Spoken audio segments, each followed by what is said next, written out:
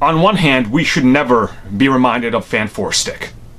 On the other hand, it looks like they were going to be killed off in Deadpool 2, so that could have been cool.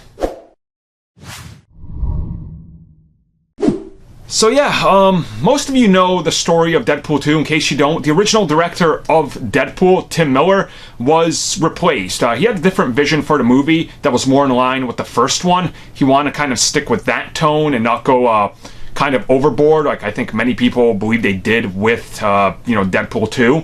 And originally, we heard rumors years ago that he wanted to include the Fantastic Four in there. And nothing came of it. Up until now. So if you guys look, obviously we have a few conceptual art pieces of the Fantastic Four. All four of the main members, and they're wearing their suits.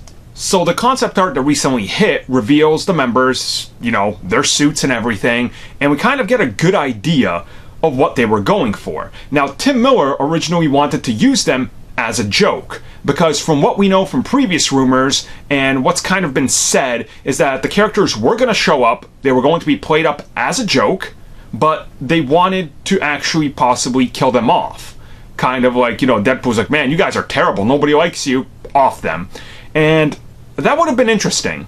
But seeing how they wanted to have these suits that are way better than what we got, I think it would have been rather awkward, to say the least. And not awkward in a sort of, oh, this is just very weird. Awkward to the fact that they would be openly acknowledging all the rumors and backstage, stuff that happened with this movie that derailed it. And ultimately, they made the decision, Ryan Reynolds made the decision not to include this because, Tim Miller was kicked off the film, so they didn't want to use his version, and we got the version we did.